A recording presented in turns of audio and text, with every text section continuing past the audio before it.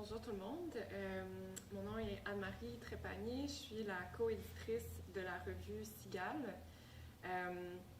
Compte tenu des circonstances actuelles, je suis venue seule présenter la revue, mais je voulais simplement nommer ma co-éditrice qui dirige la revue avec moi, Laure Bourgault, que je salue d'ailleurs par le fait même, donc qui ne pouvait pas être présente avec moi aujourd'hui.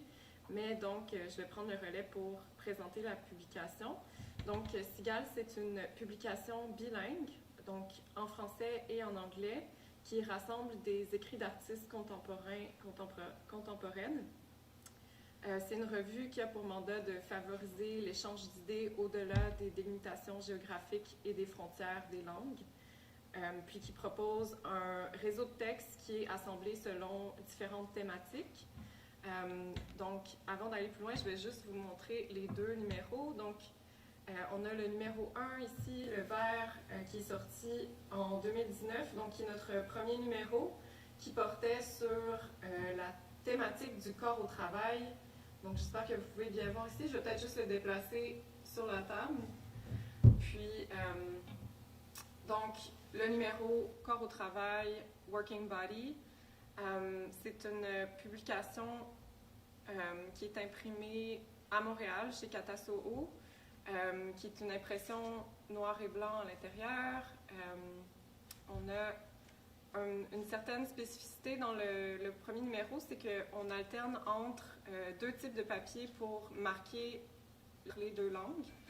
Donc, plutôt que d'avoir, par exemple, une revue qui serait séparée anglais-français, ce qu'on voulait créer, c'est plutôt un espace où différentes langues se côtoient, donc plutôt faire une division langue originale et traduction. Donc, je ne sais pas si vous pouvez bien voir en ce moment. Est-ce que ce serait mieux que je bouge de l'autre côté? Oui. Juste ici? Okay. Putain, je vais tasser celui-là en attendant. La couverture est assez pâle, donc c'est possible que vous ne voyez pas très bien. C'est une impression offset blanche sur papier couleur, ce qui fait que souvent c'est très très subtil dans les tons. Puis vous avez, dans le fond, comme je vous montrais tout à l'heure, une petite jaquette. C'est vraiment la jaquette qui fait toute la beauté de la couverture. Puis donc les différents textes qui sont rassemblés, comme je vous disais, sont séparés entre langue originale et traduction. Puis, on a donc la construction de chaque numéro, en fait, commence toujours avec un petit éditorial qui présente la thématique. Puis ensuite, on suit avec les écrits d'artistes. Puisque c'est une publication qui est bilingue, ça nous permet aussi de rassembler des contributions d'artistes qui sont basés un peu partout dans le monde. Donc, pour le premier numéro, on a des contributions d'artistes qui venaient des Pays-Bas, du Québec, du reste du Canada, des États-Unis. Puis, c'est ce qu'on essaie de développer, en fait, un peu plus au fil des numéros, c'est de créer une sorte de réseau de correspondance entre différentes pratiques, puis différentes démarches artistiques, puis démarches d'écriture. Donc ça, c'est juste pour vous montrer rapidement le premier numéro. Mais ce sur quoi je souhaitais insister un peu plus aujourd'hui, c'est le dernier numéro de Cigale qui s'intitule Déplacement, avec un S au pluriel, Displacement. C'est un numéro qu'on a lancé pendant la période, disons, la plus trouble jusqu'à maintenant de la pandémie, donc au mois d'avril 2020. Ça a été toute une aventure pour lancer ce numéro-là, compte tenu des circonstances. Puis, donc, c'est vraiment, en fait, une super opportunité pour nous aujourd'hui de pouvoir le présenter dans le cadre de la foire Volume. Donc, le deuxième numéro, Déplacement, est un numéro à couverture bleue avec une illustration de Connor Williamson, qui est un artiste et illustrateur basé à Montréal. Donc, je vais juste montrer l'endos également, avec une deuxième petite illustration ici à l'arrière. C'est un numéro qui est un peu plus épais, donc on a 11 contributions d'artistes dans ce numéro-là. Donc, on a au total environ 200 pages de texte, de contenu. Puis, le contenu, en fait, se centre autour des questions de déplacement, comme le titre l'indique. Donc, des questions de migration, de politique géographique, de colonisation, de démarches postcoloniales, anticoloniales, décoloniales. Et on a encore là des textes d'artistes qui proviennent autant du Québec, du Canada, des États-Unis que de l'Europe, entre autres. Puis, je vais mentionner, en fait, avant d'aller plus loin, les différents auteurs, autrices. Non, ça va. It's on the website right now on Speak Out Good,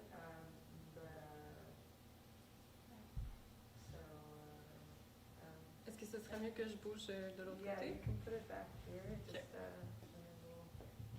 Just maybe zoom a bit. We just don't want to go back and forth.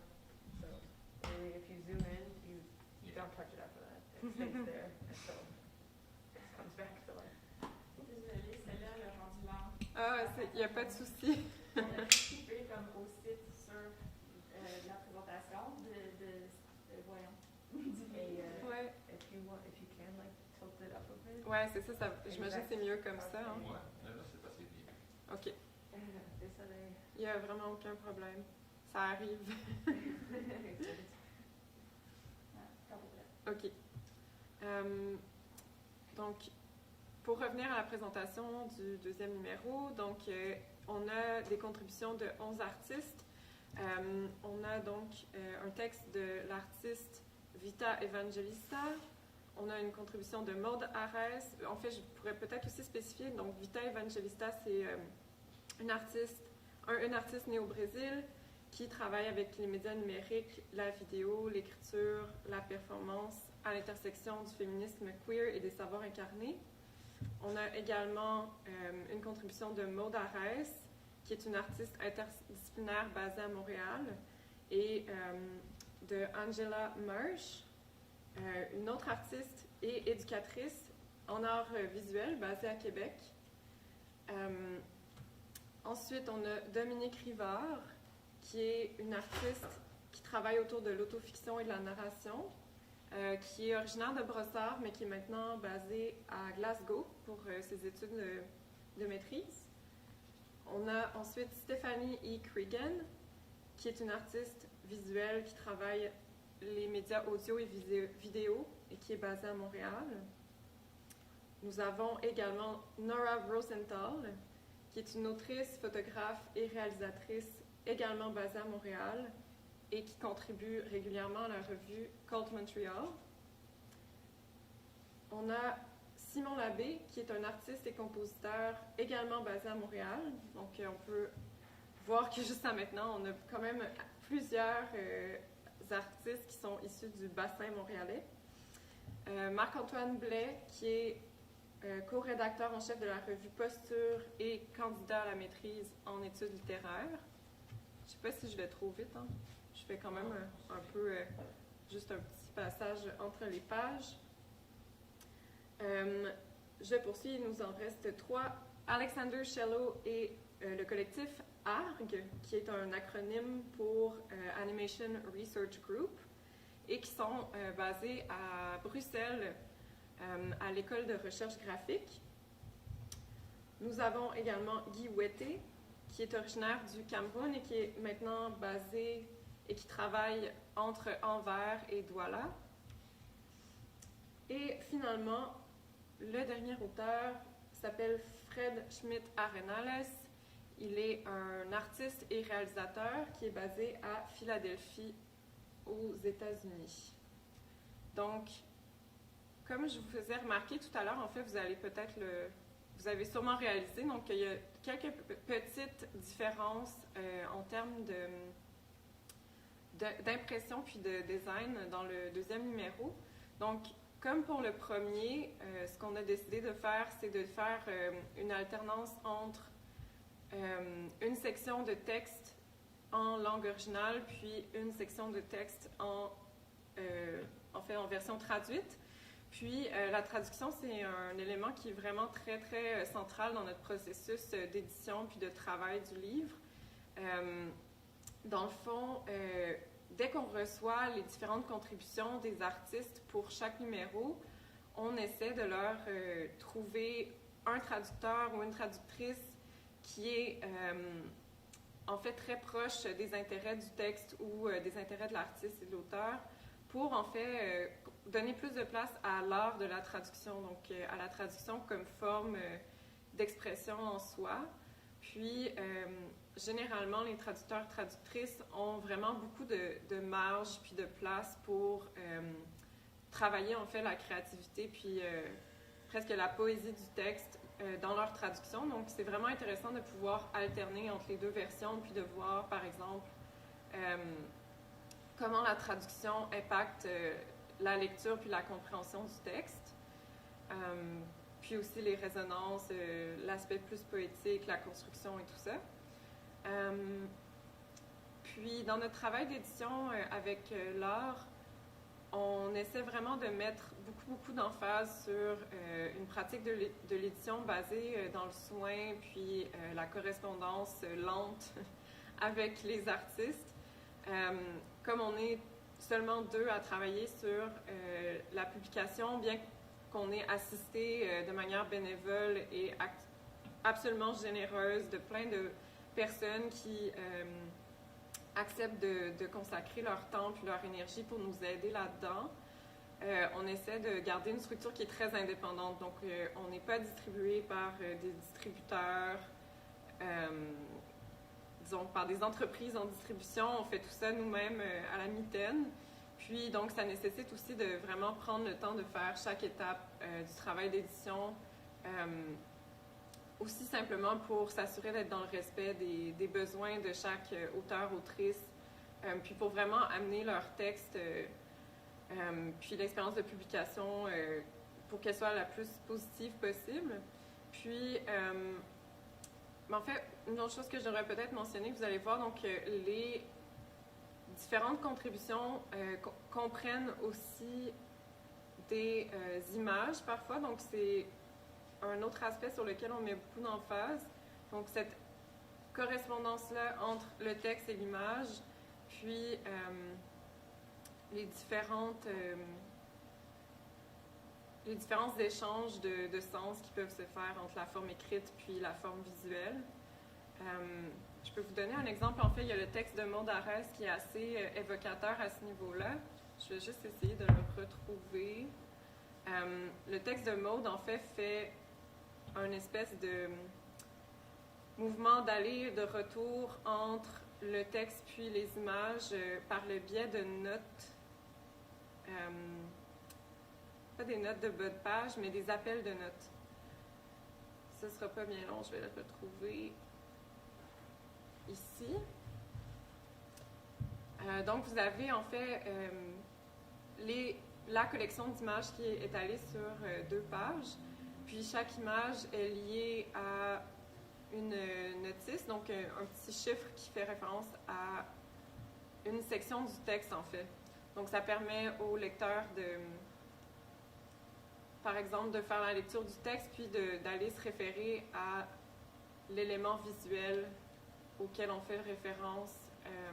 Puis ça crée une espèce de mouvement puis de déplacement, là, justement, entre le texte puis les images. Il y a également la contribution de Simon Labbé qui se sert d'un dispositif un peu similaire avec ses dessins chorégraphiques. Je le retrouve ici. Donc, au début du texte, on a par exemple une série de ce qu'il appelle un peu les figures ou les scores. C'est comme une espèce de partition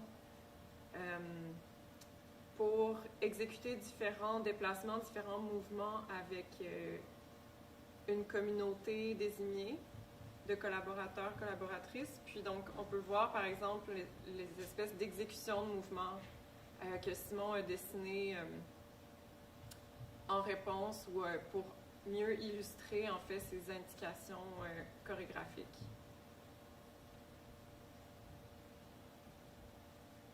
Je ne sais pas si vous avez des questions sur lesquelles je pourrais élaborer par rapport au numéro. Oui, où est-ce qu'on peut l'acheter? Dans le fond, présentement, on fait la vente surtout à partir de notre site web Non, pardon, ça c'est le courriel. Le site web, c'est sigal-sigal.ca. Il y a la possibilité de passer une commande en ligne via notre site comme ça. Puis, il est également distribué dans quelques librairies à Montréal. Donc, au Port de Tête, à Le Guélion, au Centre canadien d'architecture. Il y a également... Est-ce que j'oublie quelques endroits? Je pense qu'on a peut-être des copies du premier numéro qui sont encore à l'Écume des Jours dans Villeray. Puis on va continuer notre lente mais certaine distribution dans les prochains mois dans les librairies. C'est également distribué dans quelques librairies européennes, dont Sans Sérif à Amsterdam. Puis, en fait, on est en train de réfléchir à ça, à comment est-ce qu'on va essayer de pérenniser le modèle de distribution, parce que c'est toujours un enjeu pour les éditeurs et éditrices indépendantes, l'aspect de dissémination des ouvrages. Là. Donc, voilà. Merci. Mais ça m'a fait plaisir. Merci à vous. On espère qu'il y a généré quelques enfants en ligne. Moi aussi. Merci. Mais merci.